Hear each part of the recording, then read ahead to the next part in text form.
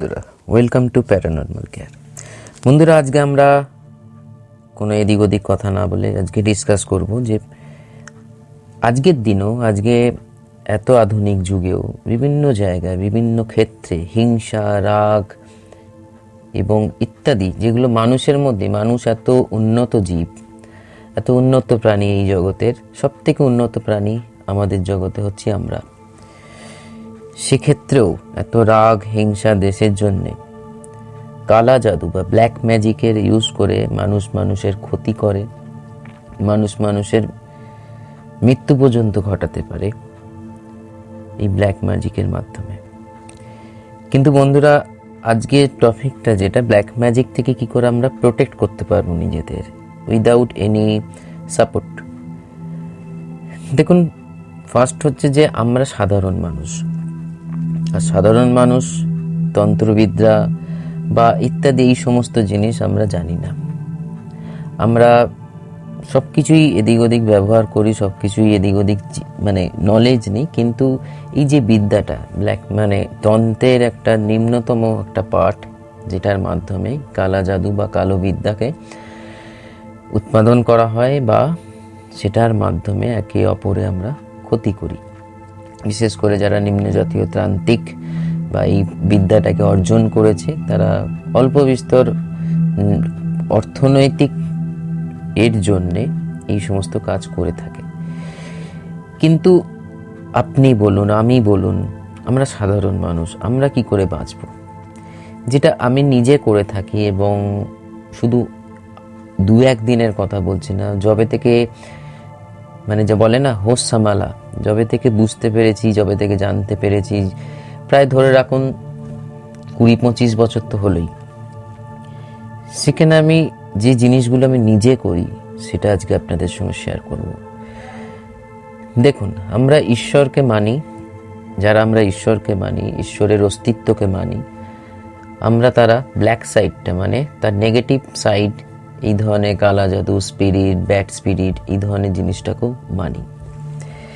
ঈশ্বরকে আমাদের মানার কারণ হচ্ছে নয় ভয়, নালে ভক্তিতে। আজকে আমরা মন্দির, মসজিদ, যে কোনো জায়গায় যাই না কেন, বেশিরভাগ 90% মানুষের মধ্যে আশার আলো নিয়ে আমরা যাই, যে ঈশ্বরের কাছে প্রার্থনা করলে, প্রে করলে, পুজো দিলে আমাদের যে বাধা বিপত্তি সেটা আমরা দূর করতে পারবো, এবং আমাদের যে সমস্যাগুলো আছে সেটা সমাধান করতে পারবো। এইটুকুনি কি আমাদের সঙ্গে তার সম্পর্ক? যদি তিনি আমাদের পিতামাতা হন, তাহলে একজন পিতামাতা আর সন্তানের সম্পর্ক আমরা ধরতে পারি। বা আমার মনে, আমি যে সম্পর্কে ঈশ্বরের সঙ্গে বদ্ধ, সেটা হচ্ছে একজন বন্ধু। আর একজন বন্ধুকেই সব কথা খুলে বলা যায়, সব কিছু আলাপ আলোচনা করা যায় বন্ধুত্ব হিসাবে, যেখানে কোনো লেনদেন নেই। কিন্তু বিশেষ করে আমরা ঈশ্বরের অস্তিত্ব আমাদের ছোটবেলা থেকেই শেখানো হয়, যে কোনো কিছু অসুবিধে সুবিধের জন্য আমরা ঈশ্বরের যাতে শরণাপন্ন হই এবং তিনি আমাদের বিপদ থেকে মুক্তি করবেন। ঠিক কথা। কিন্তু এই যে সম্পর্কটা ঈশ্বরের সঙ্গে আমাদের, যে যে ধর্ম নিয়ে আপনারা চলুন না কেন, এখানের মধ্যেও কিন্তু সেই চাওনা পাওনা মানে চাওয়া পাওয়ার মধ্যেই আমরা কিন্তু বদ্ধ। বাট আমার যেটুকুনি আমি জীবনে ফিল করেছি সেটা আপনাদের সঙ্গে শেয়ার করি। ঈশ্বর এইটুকুনির মধ্যে সীমাবদ্ধ নয়, তিনি বিশাল, টোটাল এই ইউনিভার্সকে তিনি তৈরি করেছেন। তো সেখানে তার সমতা, শক্তি মানে আমাদের চিন্তাধারার বাইরে। খুবই সামান্য মানুষ আমরা, সামান্য চিন্তাধারা, জ্ঞান বুদ্ধি নিয়ে আমরা চলি।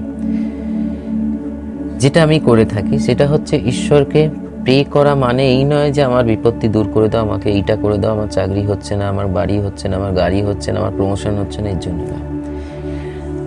ঈশ্বরকে আমরা ডাকা উচিত এই কারণে, যাতে নিজেদের আত্মিক উন্নতি হয়, আমরা নিজেরা নিজেদের বুঝতে পারি, চিনতে পারি। কারণ এই মনুষ্য জীবনে অনেক অনেক তপস্যা করার পর এই জীবন আমরা পাই, এবং তার সঙ্গে সঙ্গে যে সমস্ত কর্মকাণ্ডগুলো আমাদের চলে, ভালো কর্ম, খারাপ কর্ম, সেটাও ভুগতে আমাদের এই জগতে আসতে হয়। এবং জীবনে যা কিছু ঘটে, জীবনে A to Z যা কিছু আপনার নিত্য নৈমিত্য দিনে এবং আপনার এন্টার লাইফে যা কিছু ঘটছে, আপনার কার্মিক অ্যাকাউন্টের সঙ্গে যুক্ত। পূর্বজন্ম হোক, এই জন্ম হোক, এনি হাউ, যে কোনোভাবেই হোক। তো যদি আমরা আমাদের কর্মটাকে চিন্তা করি এবং সেই অনুযায়ী আমরা যদি ঈশ্বরের সান্নিধ্যে যাই নিজেকে জানবার জন্যে, নিজেকে বোঝবার জন্যে, তাহলে এখান থেকে যেটাকে আমরা বলতে পারি মেডিটেশন বা একটা ঈশ্বরের স্থূল রূপ হোক বা নিরাকার সাকার যে কোনো কিছু রূপের মাধ্যমে আমরা যদি তার আরাধনা বা সাধনা করতে পারি, তার জন্য কোনো, দেখুন আজকের দিনে কলিযুগে মানুষের কাছে সময়ের প্রচুর অভাব। সেই ক্ষেত্রেই বিভিন্ন মুনি ঋষিরা বলে গেছেন যে নামেতেই মুক্তি। কলিযুগে তার নাম মাহাত্ম্য, ঈশ্বরের যে নাম আমরা নিই, যে ঈশ্বরের রূপকে আমরা ভালোবাসি, পছন্দ করি, বিশ্বাস করি, তার নামেতেই আমাদের অনেক কিছু লুকিয়ে রয়েছে। তো সেই একটা না লেনদেনের সম্পর্কে যদি আমরা যুক্ত হই, যেমন ধরুন একটা মোবাইলে যখন চার্জ কমে আসে তখন আমাদের চার্জ দিতে হয়, ব্যাটারিটা চার্জ দিলে আবার সে পুনরায় চার্জেবল হয় এবং আমরা ফোনটাকে ইউজ করতে পারি। তেমনি আমাদের সারাদিনের মানসিকতা, উইকনেস, সমস্ত কিছু যখন আমরা ধ্যান ধারণায় বসি, ঈশ্বরের চিন্তায় বসি বা একটা কোনো পজিটিভ এনার্জি চিন্তায় বসি, বা আপনি বলতে পারেন নিরাকার মানে হচ্ছে ইউনিভার্সের চিন্তায়ও বসি, প্রাকৃতিক চিন্তা বা যে কোনো যেটা কিছু আপনি ভাবছেন বা চিন্তা করছেন, আমরা যদি ব্যাটারি হই তাহলে তিনি হচ্ছেন সেই পরম শক্তি যেখান থেকে আমরা শক্তিটাকে আবার রিগেন মানে রিঅ্যারেঞ্জ করছি বডিতে, যেটাকে আত্মার শক্তি বা মানসিক শক্তিও বলতে পারেন। যদি আমরা রেগুলার লাইফে, যেহেতু আমরা সাধারণ মানুষ, আমাদের ধরুন কেউ ক্ষতি করতে চাইছে ইত্যাদি, যে এই যে প্রোটেকশনটা আমরা কিভাবে নেব, যদি আমরা ডেইলি লাইফে কোনো একটা নির্দিষ্ট সময় 5 মিনিট 10 মিনিট ধীরে ধীরে যদি সময়টা বাড়িয়ে ঈশ্বরের ধ্যান ধারণা, প্রকৃতপক্ষে মানে তার সামনে যাওয়া বসা আরাধনা মানে এই নয় যে আমার চাকরি করে দাও, আমার গাড়ি করে দাও, আমার বাড়ি করে দাও, আমার প্রবলেম, এইটা নয়। জাস্ট তাকে থটের মধ্যে আনা এবং তার রূপকে চিন্তা করে আমরা তার সঙ্গে যদি মানে একটা কানেকশন, কমিউনিকেশন তৈরি করতে পারি, তাহলে অলরেডি আমাদের যে অরাটা তৈরি হয়, অরা আপনারা ভালো করে জানেন, যদি না জানেন ইউটিউবে প্রচুর ভিডিও আছে অরার ওপর, যে আমাদের একটা হিউম্যান বিংয়ের আত্মার একটা চারিপাশে একটা আপনি যেরকম চিন্তাধারা সেই অনুযায়ী আপনার অরা ক্রিয়েট হচ্ছে, পজিটিভ অরা ইয়া নেগেটিভ অরা।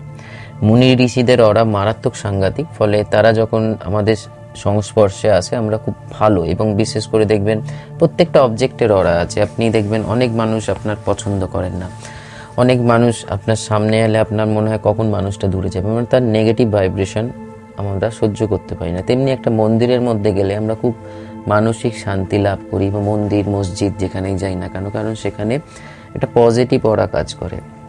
তেমনি প্রত্যেকটা লিভিং জিনিসের একটা অরা রয়েছে।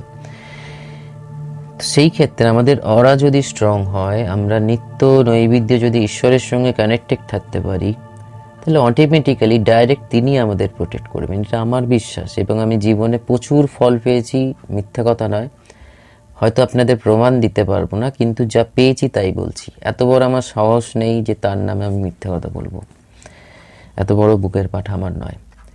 সেই ক্ষেত্রে আমাদের চিন্তা করতে হবে, আমাদের চেষ্টা করতে হবে ঈশ্বরকে যেভাবে আমরা পেয়ে এসছি বা পাওয়ার চেষ্টা করছি, যে নিজেদের স্বার্থের জন্য। দেখুন জীবনে যেটা আপনার পাওয়ার সেটা আপনি পাবেন, যেটা হারাবার আপনি হারাবেন, বাট এর বাইরেও যে জীবনের যে উদ্দেশ্যটা, যে ঈশ্বরকে জানা, সমস্ত সাংসারিক সমস্ত কাজকর্ম করার পরও যদি আমরা ঈশ্বরকে জানবার চেষ্টা করি, বোঝবার চেষ্টা করি এবং সেই পরম শক্তির সঙ্গে নিজেকে যুক্ত করার চেষ্টা করি, যখন প্রত্যেক দিনের আমাদের চেষ্টায় ধীরে ধীরে ধীরে ধীরে আমরা যখন অগ্রসর হব, তো আমাদের অরা স্ট্রং হবে। এবং কোনো রকম যদি এরকম ধরনের কোনো ব্ল্যাক ম্যাজিক বা কেউ আমাদের করে থাকে বা করবার চেষ্টা করে, অটোমেটিক্যালি সেটা বাউন্স ব্যাক হবে। এটা আমার সম্পূর্ণ এই কারণে বিশ্বাস, তখন আপনাকে কারোর সান্নিধ্যে যেতে হচ্ছে না, স্বয়ং ঈশ্বর আপনার সংস্পর্শে রয়েছে এবং তার শক্তিতে যে কোনো ধরনের ব্ল্যাক ম্যাজিক, যে কোনো ধরনের নেগেটিভ এন্টিটির ক্ষমতা বিলুপ্ত হতে পারে। তো আমার চিন্তাধারা বন্ধুরা একটু আলাদা, ফলে এই বিষয়টা আমি অডিওর মাধ্যমে আপনাদের সঙ্গে শেয়ার করলাম, যা আমি সারাদিন চিন্তা করি। জীবনে দেখুন সমস্যা থাকবে, সমস্যা থাকাও উচিত, নাহলে জীবনে চ্যালেঞ্জ শেষ হয়ে যায়।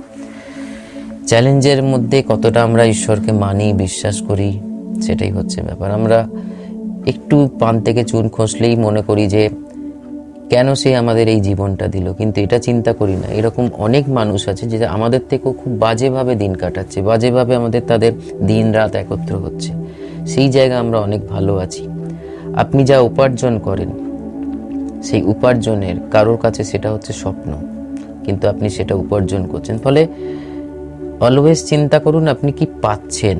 যেমন আমরা এটাও চিন্তা করি আমার জীবনে কি নেই, তার সঙ্গে সঙ্গে এটাও চিন্তা করা উচিত যে ঈশ্বর আমাদের সুস্থ দুটো হাত, দুটো পা, মুখ, নাক অক্ষত রেখে জন্ম দিয়েছে।